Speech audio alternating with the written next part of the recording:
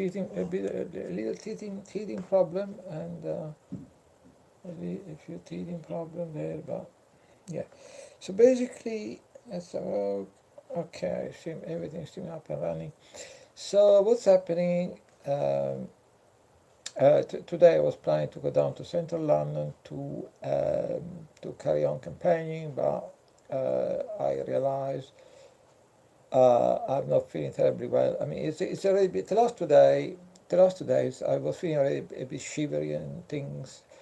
But I still on Saturday I still went down to town hall to do some campaigning, city hall to do some campaigning. And yesterday I spent a couple of hours at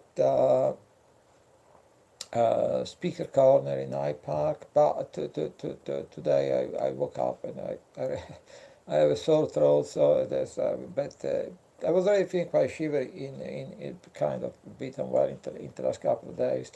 But I still went down to central London to campaign. But today I decided to better get some rest for 1 or 2 days, couple of days. So I decided I can make this video, TI News video, share a number of some information about it. It is a live video, so it's not particularly prepared or yes. So, but I know the thing I need to talk about.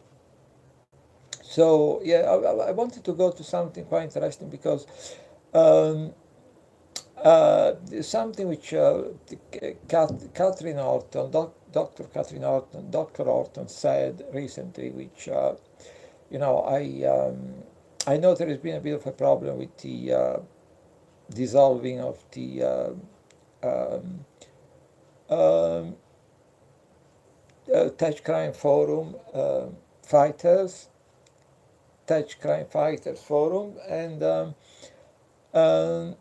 you know, I absolutely don't want to take sides on that. I mean, I have the great respect for Ramola, and I have the great respect for Catherine. So I don't want to take sides in any way. I've been involved with a lot of forums. TI forums as early as I don't know 15 years ago. I mean, but all along I avoided to get involved in feuds and things and then a few months ago I was under pressure from every side, so I had this like you may say for not even 24 hours when I start lashing out at people and. Start lashing out at people. Then even like within 24 hours, I deleted all the posts, and I unreservedly apologized to all the people involved. So at the moment, I want to make clear that I have only the greatest respect for Dr. Orton, and but in a way, it was only a very short thing. I immediately deleted all the posts involved and apologized. But it seemed in a way like people still like holding it against me in a way because I get people say, "Oh, like Paolo, would like to interview you like about the stuff you do in London," and they never get back to me. So I mean, it seemed that even though I've been, I lashed out for I lashed out against, just lost a bit of blood for a short time, and then I immediately apologized. I deleted all the posts, but it seemed that in a way, like it's not being entirely forgiven or forgotten by people because I still getting people saying things like, "Oh, Paolo, would like to interview you about the stuff you do in London, etc." Then, in actual fact, they never get back to me afterwards. So I think it seems that the whole thing has been very short. It's been a very short episode,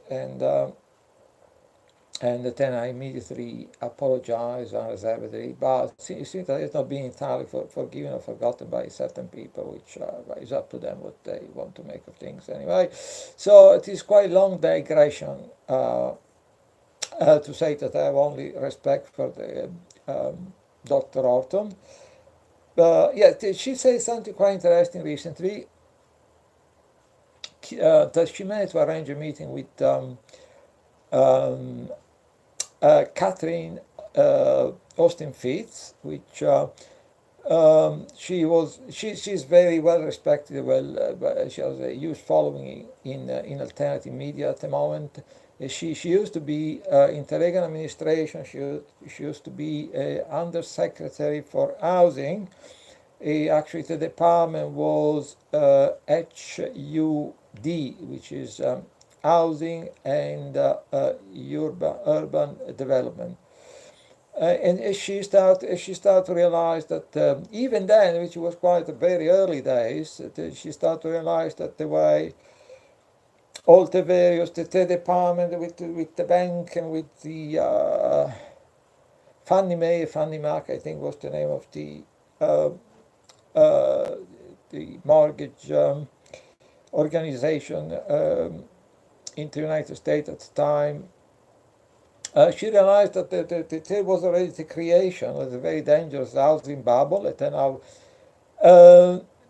which is what we saw in 2008, and it may cause most people all over the world to get impoverished and push into poverty, when not abject poverty, and cause the wealth of the richest in society to increase threefold. So she was very early in the game, already blowing the whistle on this the creation of a huge housing bubble, which then brought about the crash of 2008.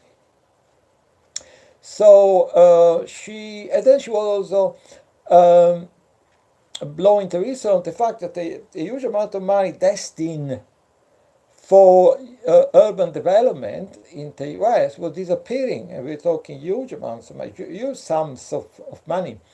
So she blew the whistle at the time. She gets sacked. She started finding little dead animal on her doorstep, and experiencing all kind of strange thing. And then she started speaking out, and against the what I like to call the international banking cartel and their machinations, and she became quite well known in alternative media, doing interviews, writing articles and books and things. So basically, to make a long story short, in I think it was maybe two and a half months ago, Catherine Orton managed to arrange a meeting with in Geneva, I think it was, with Catherine Austin Fitz, and she said they spent the day talking, and apparently, understandably, Catherine Austin Fitz, because of her own personal experience, uh, she was quite sympathetic. She was listening quite carefully about the plight of target individuals, etc., etc. So Catherine Otto was quite pleased to be able to arrange this meeting. And then she said, without wanting in any way to take side between what is the misunderstanding between Ramola and Dr. Orton, etc., she seemed to say, Catherine, that after this meeting, as a backlash, she started to all kind of things started to happen in her life. So I don't want to take any way side with anyone. I just stick to the facts. And that will remind me very much of something which happened in London, which happened with London and stalking, which things were a kind of proceeding, and that they were all quite. We were trying to have meeting every time, every Wednesday when the Parliament was sitting during Prime Minister question time. There was a way. It managed to get together maybe 2 people, 3 people, 5 people, 6 people, depending on the weeks, and so things were. So it's the work was continuing, and the activities were going on, and then at some point, because I've always been trying to come up with new ideas in terms of spreading awareness, because it's so difficult to get you have to, because it's so difficult to get the attention of anyone, politician, human rights organization. I mean, they just don't want to know. So I mean, you always, it's, you get away like frustrated. You do things, you get away like kind of frustrated by the response you get from people, which is basically they don't want to know. They try to ignore you as much as they can. So you, as a reaction, you were thinking a new way of getting people attention and stuff. And so in 2017, I think it was like the end of summer, I started to come up with this idea of going outside the Ecuadorian embassy where Julian Assange is been living for 6 years now, with a megaphone, and start addressing Julian, which is uh, live in a small room on the ground floor, very close to the street. So if you are there out there with a megaphone, is bound to be hearing you. So yeah, so basically, because I've been supporting Julian Assange for quite a long time. Actually, I was already like even before he took refuge in the Ecuadorian embassy in 2012. Even before that, I was outside the Westminster Magistrate Courts on a number of occasions with other Julian supporters. That was even prior to 2012. So I've been supporting Julian for quite a long time. And then after he went into the embassy, I was there quite often with his supporters. And then I was leafleting. And then I was trying to talk to his supporters to explain that it's not just Julian, which is being subjected to it's being subjected to this campaign of harassment and surveillance, extreme surveillance, extreme harassment is quite. They try to widen a bit the narrative, the discourse that is happening to quite a lot of people. So it's happening to quite a lot of people all over the world. It's not just Julian. So I was leafleting, talking to his supporters and etc. I start thinking in the summer of 2017. I start thinking, being out there with a few other target individuals. Um, at the time when there was no other planned support event by his other supporters, not to create a bit of a not to ruffle any feathers and stuff. So just organize purely a target individual event. Then be out there with a megaphone and addressing Julian and saying, Julian, please help us expose organized stalking and electronic harassment. Julian, please Google organized stalking and electronic harassment. You may be a victim to electronic harassment too, etc., etc. We had the first meeting. There was maybe 4 or 5 target individuals out there. I spent a couple of hours there with a megaphone. All the video are on the internet that I've been watching quite a large number of times. So we have a first event. Then maybe a few weeks later we had the second one, similar one. There was already fewer people there, maybe only 3 or 4 people there, including myself. And then I had a third event. We had the third event, and then even though, in spite of the fact that a few people say, "Oh, I'm going to be there," blah blah blah blah, I was there on my own, and that's, I think. I think these events it remind me of what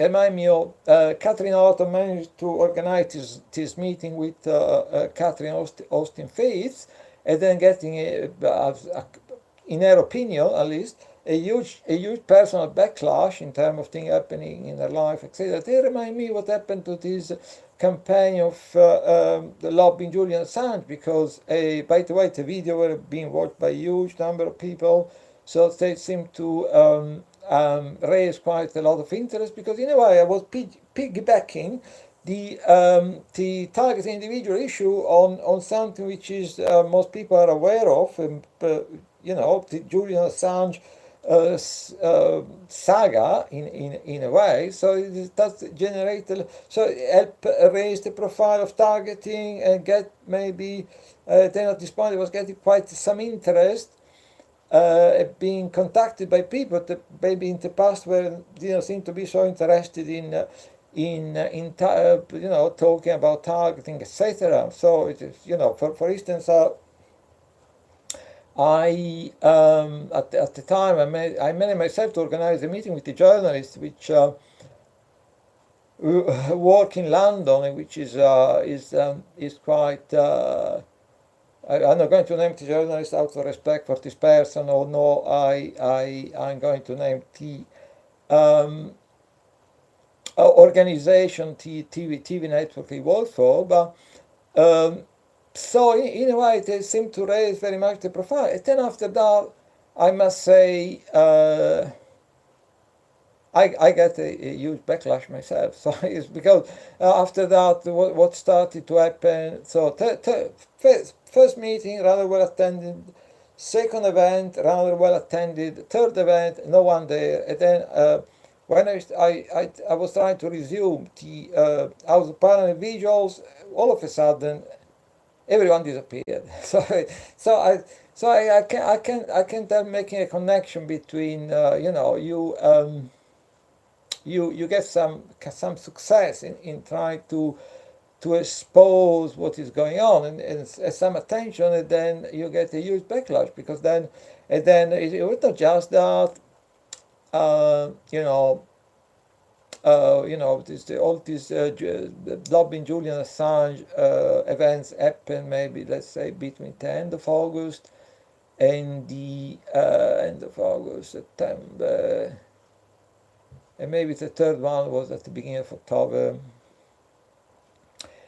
and then after that it seemed like everything started to go wrong in every possible way. I was organizing events, no one was turning up, and then I kept going for a while, and I stopped organizing events, and all kind of other things started happening in my personal life. So I can, I think, uh, you know I think maybe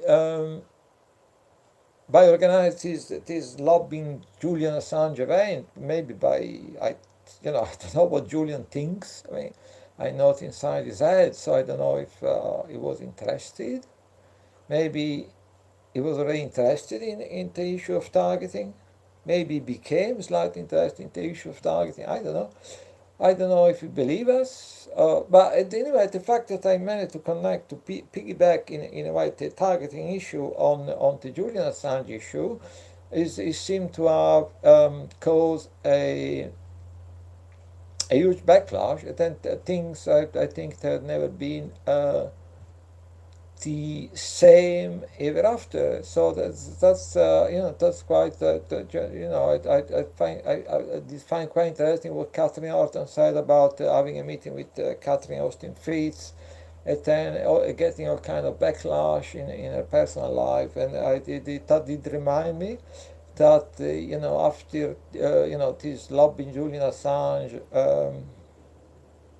campaign. There was three events, and then thing has never been the same again afterward. I mean, it's like a lot of people completely disappeared. I find myself inviting people to. Some people literally disappeared. You can no longer reach them. All of a sudden, it's completely unreachable, and then you leave voicemail to people. They started not getting back to you. So I can I think if you do something which really threaten to uh, or raise a bit the stakes in exposing what is going on, then you get a backlash. So that's from then the thing with Les, London, and Stalking has never been the same again. So because At the moment, I'm not organizing anything. After we had the London TI Day event, I always say to people, look, I am in central London protesting several times every week, so that people, my telephone number is in my profile. So if people are interested, uh, it's very easy for them to pick up the phone and give me a ring, and then we can organize a time and the location for some protests. And I'm very flexible in terms of quite willing to accommodate other people schedule. But people that most of the time people don't seem to be interested. So so that's so yeah. So I was planning today to go down to central London for the third day in a row to be but then I was feeling quite unwell the last couple of days. I still went.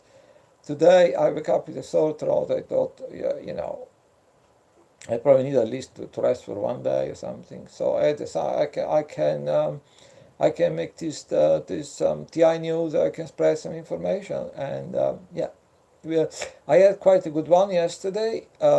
In that I was in a speaker corner for a couple of hours. And basically, I all the time I was speaking and talking to different people. So there seemed to be quite some interest. So I had a lot of interesting conversation that starting with targeting it and maybe moving to uh, something connected subject like the various activities of the deep state, etc.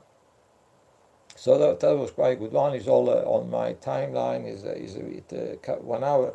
I edited it down to 1 hour video, so it's all there with all the conversation, etc. So yeah, so I would like to spread some information, and also I was planning to talk about what happened a couple of years ago after I spoke to the basis to 2016 conference, which away at the back of my mind, I think I may have actually survived some sort of assassination attempt. I don't know if I really want to go into that, to be honest, because it's quite a delicate subject. But it's quite interesting because, for instance, Max Piles, which was due to speak at the same conference in 2016, died just 3 or 4 weeks before the conference, so he was unable to speak at the conference, obviously. So people say that these circumstances were rather suspicious, or there was a few unanswered questions. So when I say, uh, but I'm not influenced by that. I mean, I had no idea what happened with Max, and I don't know enough to have an opinion about if he died of natural causes, or if it's whether a foul play, or so I don't know. I just don't know because I don't know enough. But I'm not influenced by that. But I have a few reasons to be suspicious of some event which happened then, which is which is something which stays with you. It is most like a traumatic thing. If you think that you've been in a situation and then some people are trying to actually to take your life, I mean, it's something which is you keep going back to that and thinking, what really happened, and things. So I mean, so it's not something which is it's like something like, oh, I went out for a drink or something. It's something that stays with you. But yeah, so basically there was a lot of circumstantial evidence and about what happened there. I mean, at the time we were still having quite big meeting, a big protests in 2016, just prior to the conference in August. So just a week before the conference, we had a meeting, and I think there was just a couple of people which were trying to wind me up, and I really very much needed to share some information about the Polish TI, which was being held prisoner in a psychiatric ward in northwest London. So the information at the time was passed to me by Eva Pawela in Poland. So I wanted, there was an important thing I wanted to discuss, that there was a couple of people who were basically frustrating practically frustrating any effort I was making to speak or say anything. So basically, at some point, I got frustrated. I just left.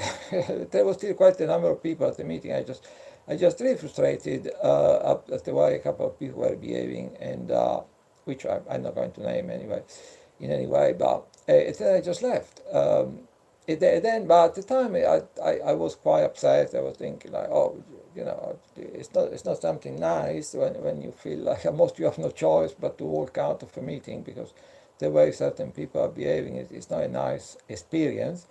But I was not thinking like only later I start thinking like, oh, that may have been used afterward to as a kind of demonstration that I was mentally unbalanced or something. I was just frustrated. I was not mentally unbalanced. I was just frustrated by the way a couple of people were behaving at the meeting. And at some point, I had important announcements to make. I was totally unable to make time, so I just walked out at some point in frustration. But yeah, so that does. At the time, I was just feeling, even sad that this came to that, having to leave the meeting or something. But I was not thinking like, oh, someone is trying to make me look like I am mentally unbalanced or something. So that's only later that I start to think back and think, oh, there may have been actually quite some extra layer to this situation. But then, I spoke at the Basis conference in 2016.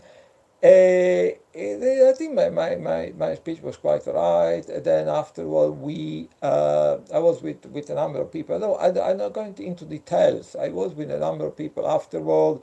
It's the same situation kind of happened again, in the sense that because of the way a few people were behaving, I start to feel really frustrated, and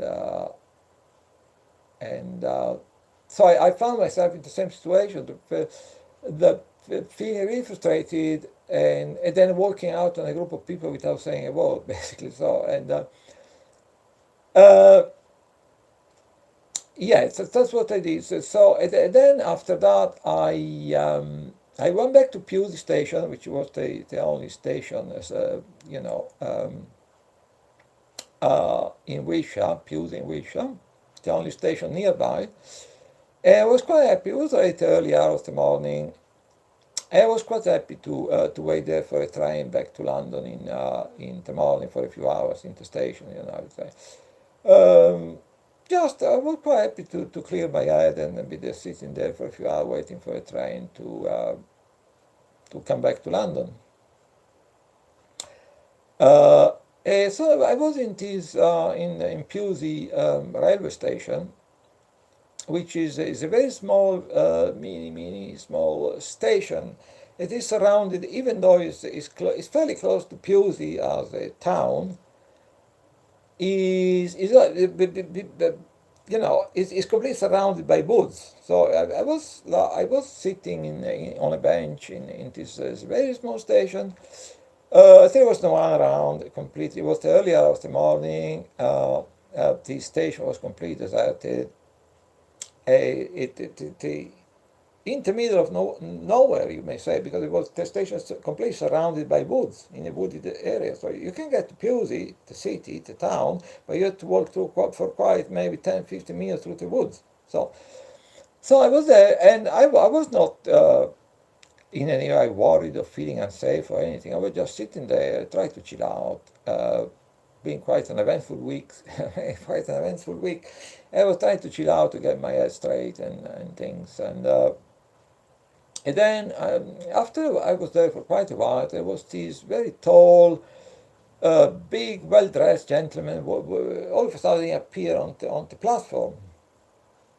He walked by me. He say, I say hello, and I say hello. It was in the middle of the night. And then he crossed a little bridge. He went to the other side of the to the to the opposite platform, and then he disappeared through a little opening in the station enclosure. Uh, Off he went. But then after a very short while, I could hear him talking on a mobile phone, very quietly, so you can't really understand what was being said or anything. It had went on for quite some time. I mean, I think it was very whispering on a mobile phone, very quiet. You can understand the word, but it went on for the best part of an hour. And so, I whatever. I mean, whatever.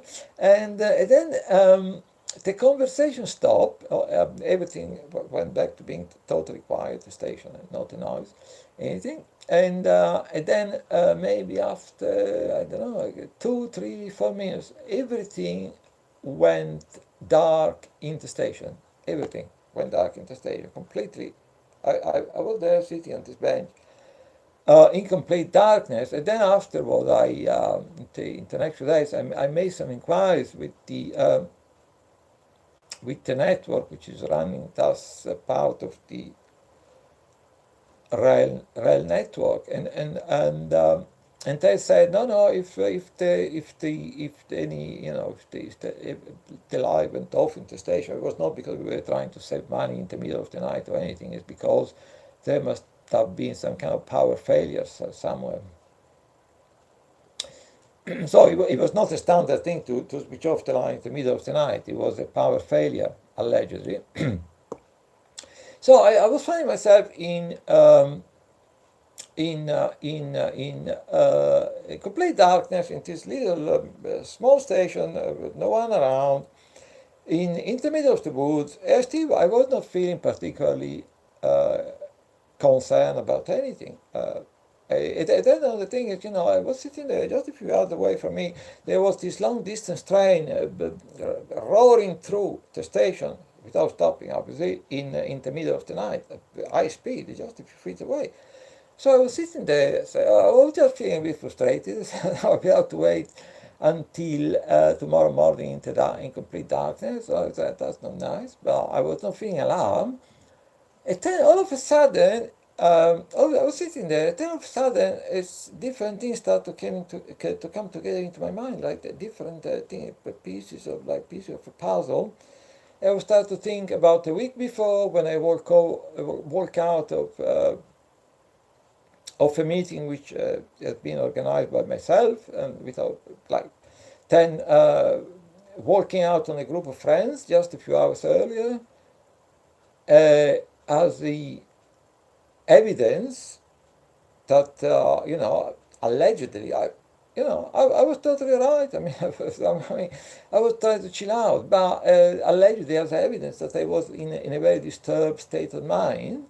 So I thought, if tomorrow someone find me on the tracks, being run over by one of these long distance train, roaring through the station every maybe quarter of an hour, half an hour, everyone is probably going to say, oh, he was in a very disturbed state of mind, he's kind of committed suicide or something. So all of a sudden, the light went off, I was in darkness, I was still feeling quite relaxed, and I was just a bit frustrated that, oh God, I will have to spend all the rest of the night waiting for a train in total darkness. And then all of a sudden I start to think, oh, what happened the week before?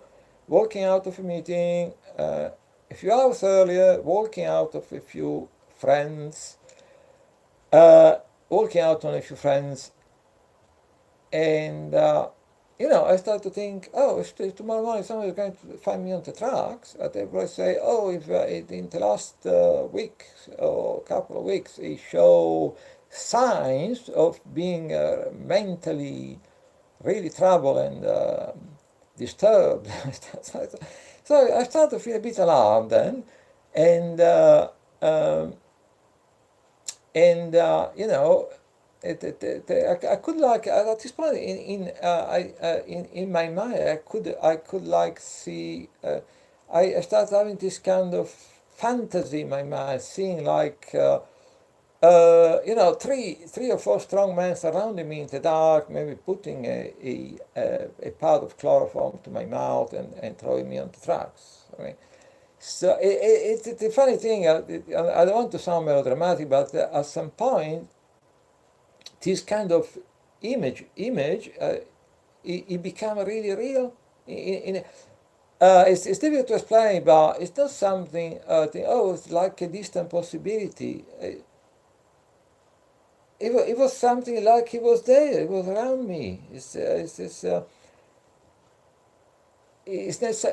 well, in the previous couple of years, I make a big nuisance of myself because, we were like, to give you some context, I was making really a huge nuisance of myself. Almost every week when the Parliament was sitting, we were outside protesting. Even today, after this London Bridge attack, we were there. I mean, like, to show, like, we were there quite often.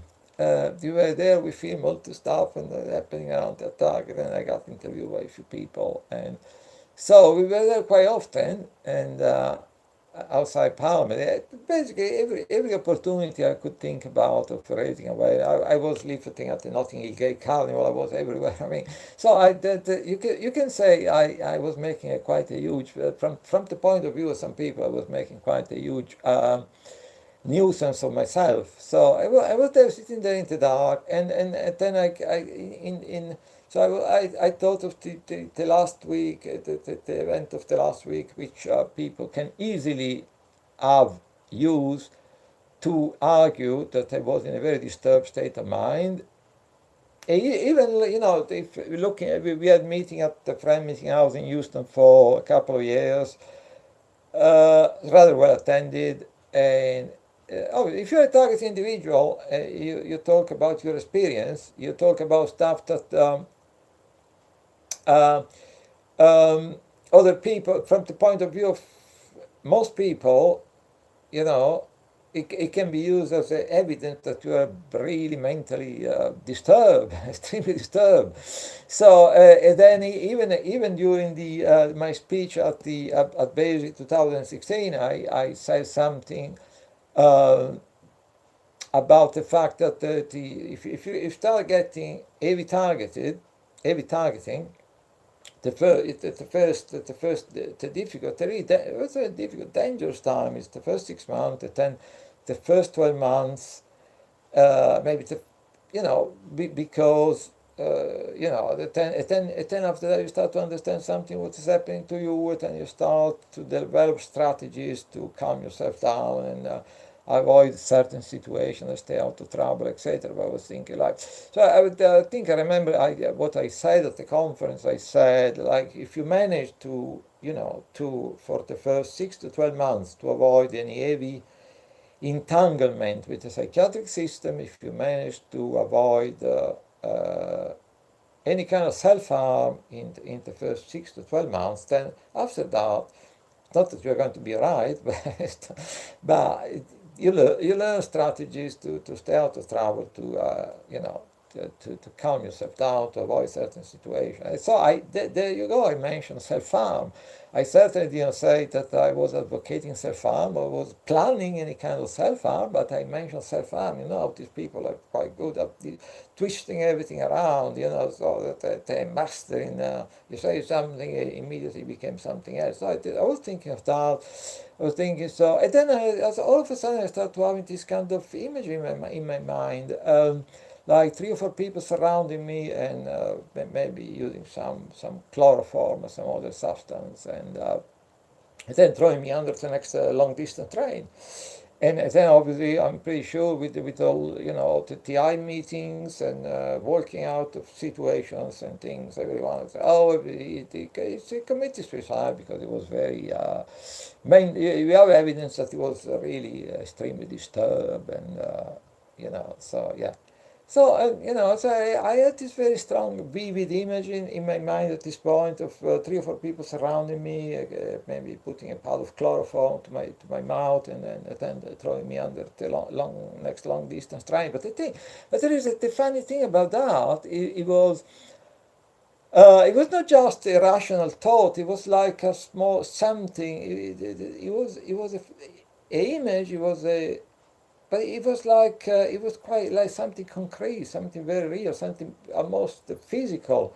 It was not just a abstract notion that something that may happen. It was like something I was feeling was like something which was there, which was surrounding me. That was the feeling. So I started to panic a bit. And the first impulse I had at the time was to just rush out of the station. And then I stopped it. I thought, like, if I do that, it will make the slightest. If let's say, for the sake of argument, that what I suspect or what I fear is correct. If I were to rush out of the station at this point, at this late stage, it's probably not going to make the slightest difference. So what I did, I pick up a phone and I call some friends and I try to very quickly to make them aware of the situation, my fears, and then as it happens, I later realized that actually the person I was speaking to was using a speakerphone and in a room which was full of other people. So in a way, without intending to, all of a sudden, my fears and apprehensions were kind of broadcast to quite, unbeknown to myself, that my fear, my apprehension, and my concern were immediately broadcast to quite a number of people, which became aware of my concerns, say. And then what I did afterward is still talking on the phone to my friends and to the other people listening. I started slowly to, carefully, cautiously to work my way out of the station and then I had to walk for quite 10-15 minutes through the woods, dark wood, the wood in darkness, and then I get to Pusey, the small town of Pusey city center, which was thankfully well lit in the middle of the night. And then I went there for the morning and the daylight and to take a train back to London. So it's a way in the previous years, from the point of view of quite a number of people, I was making a huge nuisance of myself, because even before, in 2016, 2017, we started having quite a large meeting, a protest, very frequent one, very, very often. Meeting with up to 25 people. We had a protest in front of, I even remember in February 2017, we have 25 people in front of BBC Broadcasting House. So even before that, I spent years, leafleting. I spent literally years giving away thousands of leaflets at protest, demonstration, all kinds of events, even musical events. Wherever there was a crowd, I was there leafleting, and so you may argue that I was not at this point. I was not terribly popular with certain people.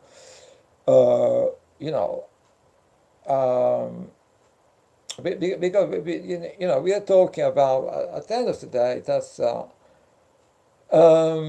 it's the continuation of the MK Ultra experiment. At the moment, they intensively experiment on a small number of people, relatively small number of people to see what they can make it work or what it doesn't work when it comes to social control, social suppression, and social manipulation. But and they go around saying assassinating the character of the victims because we are we are guinea pigs. We are guinea pigs. If you are in a laboratory, you have rats and other animals being experimented on. They keep them in cages, so to take control by keeping them in cages. The way they control us as guinea pigs is this completely assassinate our character, persuade everybody, I mean everybody, that we are bad and dangerous people. So the people, they ask to do totally crazy thing. They don't ask any question. Yes, totally crazy thing vis-a-vis of ourselves or to us or something. They never ask any question. They critical, you know. Um, they never ask any critical question or anything. So that's the way they. In a way, you may say they use us as guinea pig. They use us as guinea pigs, and the way they are able to use us to carry on using us as guinea pig without any uh, problem is that to start persuading everything. We are bad and dangerous people. Yes, so bad and dangerous. Even though most people target individual community, they never hurt anyone in their entire life. They never been indicted or convicted of any crime. But we are allegedly so dangerous and so bad and evil that the only way to contain us is to subject us to a 24/7 campaign of harassment, you see. So that's the way they are able to carry on the alter experiment on us not in a prison or in a confined space, but in the community. And they're able to get away with carry on this 24/7 experiment on us without anyone asking any question, because we are allegedly so bad and dangerous, so evil, that the people say, oh yes, yes, yes, we need to take part in help out with this experiment, no matter what they ask to do. They have to do the more insane, demented, strange, bizarre thing to us, but oh yeah, they're just bad and evil, so it must be right. Let's go. So that's the thing. But so in a way, it would appear what I'm trying to say. It would appear that they are basically, to be quite frank, in getting away with what conducting all these horrific experiment in plain sight, right? Hiding something in plain sight, with total impunity, without anyone asking any question or anything. They seem to be relying on people ignorance and stupidity. let's let's uh, let's be honest. They seem to be relying entirely on most. Um,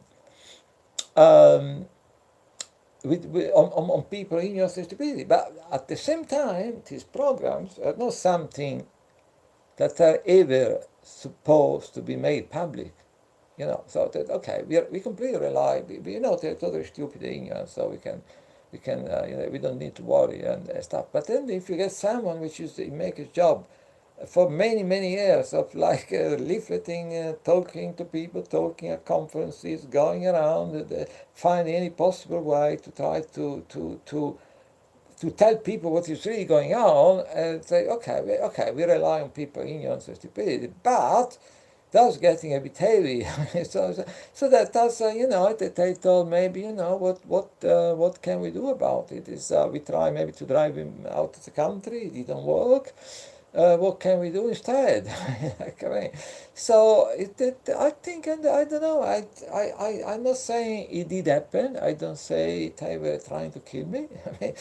But I don't know. But there was a lot of circumstantial evidence. The people deliberately tried to elicit some kind of irrational behavior the week before during a meeting. Then the same thing happened again after I spoke at the conference, tried to induce some kind of irrational behavior on my part, like working out on a group of friends without saying a word. And then this guy speaking on the phone for 1 hour, whispering on the phone, and then he stopped, and then a couple of minutes later, all the light went off, and there was this train roaring through just a few yards away from the bench I was sitting. So I don't know. Maybe it's just all, it's maybe I'm jumping to a conclusion. It never happened. There is a series of coincidences that people try to upset me at the last meeting before the conference. That people maybe try to upset me after the conference. That the guy was walking through the station in the middle of the night, and he spent 1 hour whispering on the mobile phone out of sight. And then till I coming power failure in the station. It was not switched off to save money, which nowadays may be quite understandable, maybe. But no, I was told it was a power failure afterwards. So maybe you know maybe it's all in my mind. Maybe it's all a series of coincidences. I don't know, but it's something which is if something like this happens to you, after a while I try to make aware quite a number of people what happened, because one thing you think like I mean, if they tried once, maybe the natural conclusion would be that they may try again. Like so I try to make quite a number of people aware of what happened there afterward, and that is something which you feel like reminding people, because I think there's always this thought at the back of your mind. If they try once, that they may allow the dust to settle, so to speak, and then may try again. So yeah, so I thought, seeing that is I am unable to go to central London to campaign today, I can at least go back to these old events and share the information, etc., etc., etc., etc. So so it's difficult. It's difficult to get people to paying attention, and we live in a totally Orwellian time. I mean, I was yesterday at the speaker corner. There was all this police around. I mean, you know, I never saw so much police around the speaker corner. I've been there for many, many, many years. I mean, maybe going there on and off, maybe up to, I don't know, 15 years. So there was police on horseback. There was a number of, on both sides. There was a number of police vans, and then you have a group of police officers in mingling with the crowd, and all over the crowd. I was quite. I was quite uncomfortable. I was not terribly relaxing. I mean, I don't know what effect it was having on the other people there, because I'm not inside their mind. But to me, it was like slightly unsettling. But but you just hope that it was a one-off thing, maybe related to some, I don't know, intelligence they got, or something. That is not going to be becoming a regular feature, because then with the attack we are getting with censoring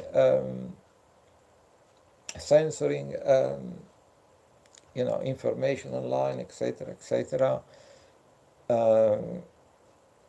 Is I don't think that would be if they start having this heavy police presence every Sunday at speaker corner, I don't think it's going to be particularly nice, particularly in this context of all this censoring, as the demonization, demonizing dissent, criminalizing dissent. You feel like every time you post something on a social network, or you think, that may be going a bit too far. Then tomorrow morning I'm going to look for my account, it's gone. And then most of the time when they do that, I don't want to refer to any specific social network, but I'm talking about social network in general. So every time nowadays, I mean, I'm not a particularly timid kind of person. So if I feel that often I come across a lot of interesting, important information, and I decide not to share it on various social networks because I think I'm more concerned about holding on to my accounts and maybe using them to spread awareness about targeting and maybe using them to keep in touch with other target individuals. So, then I come across some information which is sound really important because, it is all about the criminality of the deep state, the unbelievable things they do in terms of human trafficking, spying on everybody, using the information that they gather in the most illegal, criminal way, and all the stuff they're doing, which is they're mind blowing. And then you think that it is done by the deep state, is connected to targeting in many ways. But if I share it, I may wake up tomorrow morning, I look for my account,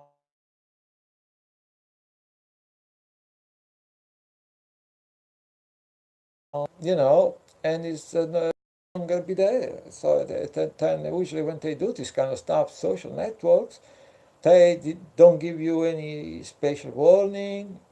If they delete your account, you don't have any redress. So I mean, what I think, I prefer to save my social network accounts to campaign for targeting, about targeting, to keep in touch with other target individuals. Then if I come across some information, some article which denounces some unbelievable criminality on the part of the deep state, I prefer not to post them because it's not worth it to lose my social network account, which can be used to keep in touch with other targeted people, which can be used to share information about targeting, which can be used to organize events. Uh, then I can say I don't think I'm a particularly timid kind of person. So if which have been engaged in street activism all my life, etc., I have this kind of concern. You can imagine the chilling effect, uh, a self-censoring that all this news we heard about account being closed, account being deleted, account being suspended. You can imagine the chilling effect it may have on on the great majority of the social network users. So I mean, so yeah, so where is the chance of freely sharing information? Where is the chance? Do we still have a chance of freely sharing information about the criminality of the deep state? Or that is completely gone? So that's another thing I wanted to touch on. And the deep state is marching on with all kind of crazy initiative. I recently heard that there is a number of local councils in London that had decided to try to use artificial intelligence. So feeding into this system a huge amount of information about people, trying to decide which in advance which kind of young people may be likely in the future to join a gang, for instance. So you have this when they made the film the Majority Report a few years ago, and we said, oh, we are moving in this direction, we are moving in this direction, but at the time it was like. But now it's another thing happening. We have the Prevent program, which is supposed to prevent the radicalization of Muslims.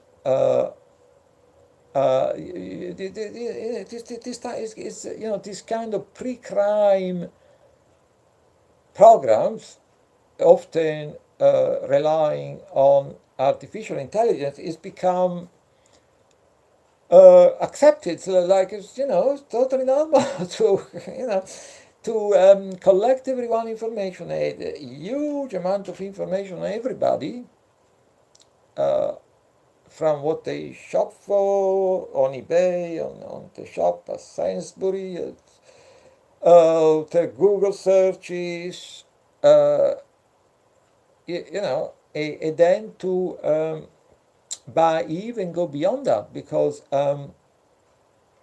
apparently Google now is trying to help the Chinese government um, to create programs whereby this is that they decide how trustworthy you are as a citizen. So Google is now helping the Chinese government to implement these, but I don't really want to point the finger at the Chinese government, because it seems now that the most social networks are now creating. I'm not going to. They're not telling you, but they're not telling you. They are creating a trustworthiness index. So unbeknown to yourself, um, all the different social networks, you are being rated for how trustworthy you are supposed to be. So if you like posting something on a social network, it looks like no one can see what you are posting, that may be the explanation, because there are some little algorithm preventing everybody from seeing your posts. Yeah, so basically, and so I will come across quite a lot of interesting articles, and uh, including this police activist in Bristol, which basically describe some of the form of harassment is being subjected to, which sound very much like what's happening to target individual. Say, I was arrested in September last year in Bristol on a counter demo, blah blah blah, and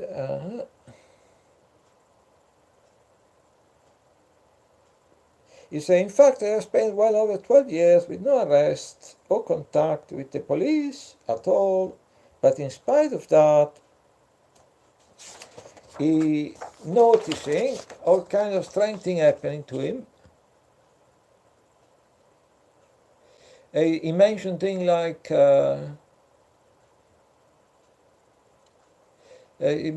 social media monitoring and hacking. And that's is a bona fide political activist, not a target individual.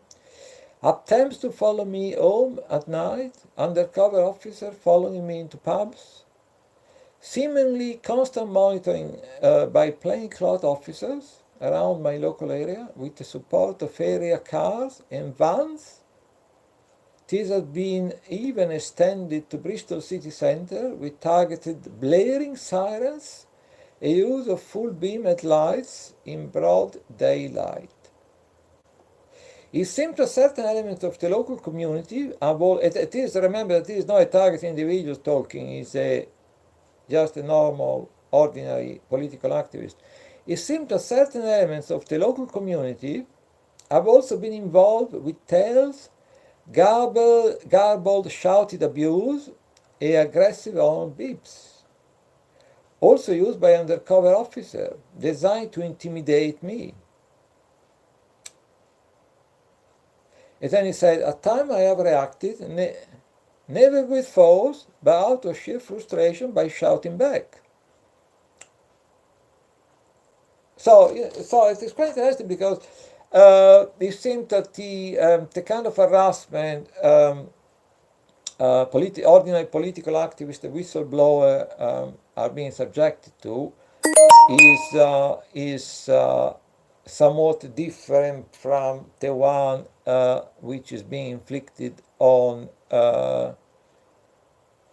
target individual. But so we're looking for the missing links where like you get political active whistleblowers started to get some of this stuff being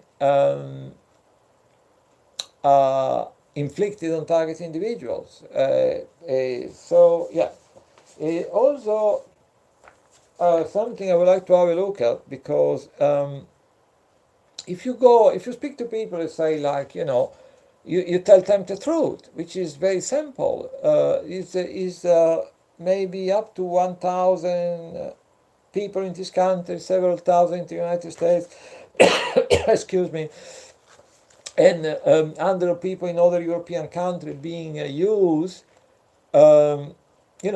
as guinea pig in this deep state program of social control, social suppression, social manipulation.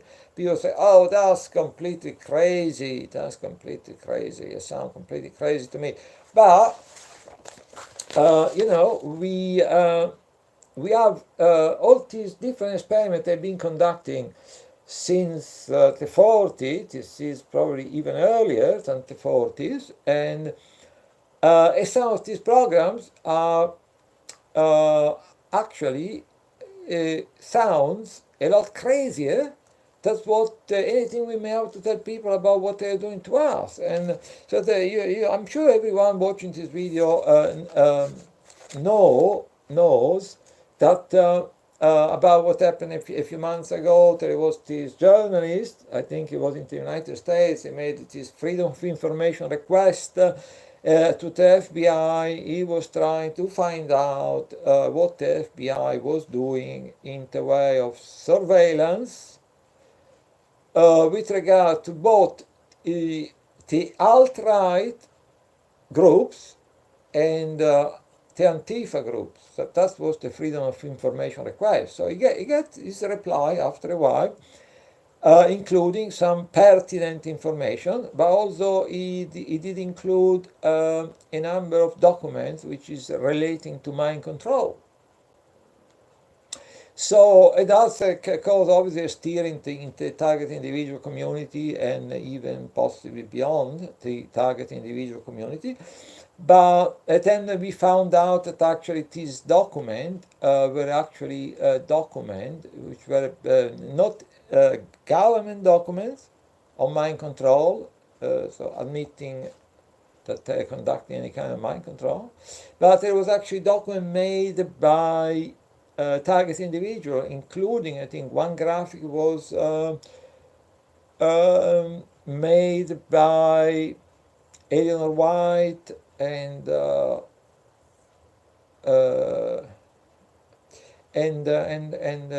so we after a while in our community we managed to identify some of the documents, but this very excellent journalist which worked for the Activist Post, a guy called Aaron Kazel, took the opportunity from this event to start having a look, say, okay, maybe these are not government documents, but we have huge amount of evidence that there was a series of CIA mind control programs, including Bluebird, Artichoke, MK Ultra, MK Search, and MK Naomi during the 60 to the 90. The CIA, amongst other things, sought to blank slate test subjects, wiping memories through drugs, electric shock, high-pitched sound, and other torture technique. And then it follows the details about the project Bluebird, Artichoke. So in a way, you make a long list, which is some 50 pages, of all the different all the different experiment, all the different institutes of research which have been taking part, not just in MK Ultra, but in document, in project program sponsored by the U.S. Navy, by other different military intelligence organization outfits, and so it's a 50-page long of all the different things we know about because they have been documented. So it's quite awkward to say to go to someone and to try to explain, oh, this is just a an experiment. They're using us as guinea pig to see what it works, what it doesn't work, when it comes to uh, social control, social suppression, and social manipulation. People say, oh, the reaction is like, oh, you must be crazy. That sounds completely crazy to me. But if you look at all the different experiments that have been conducted, at least since the 1940s, including all the different iteration of the MK Ultra programs, and then we know about various huge amount of patents, the stuff they were looking into. Uh, you know, in a way, it's like what is strange or bizarre is not that they're researching, they're using people in the community to research into like the best way of implement form of technique, technology, or mind control or social control, suppression, manipulation. But at this point in time, with all the stuff you're hearing about the pre-crime programs being developed all over the place, right, left, and center, it will be quite strange if they were not experimenting on technique and technology of social uh, control, social suppression, and social manipulation. And with this thought, I'm going to leave you because I know very well anyway. I have this cold which is running me down, and I hope that to have generated at least a modicum amount of interest, and maybe I'm still hoping that people may if feel inclined to join in my protests and awareness raising exercises in central London at some point. My telephone number is easily available in my profile in the about tab, under the about tab. So that's all for now, and I hope to have at least generated a small amount of interest.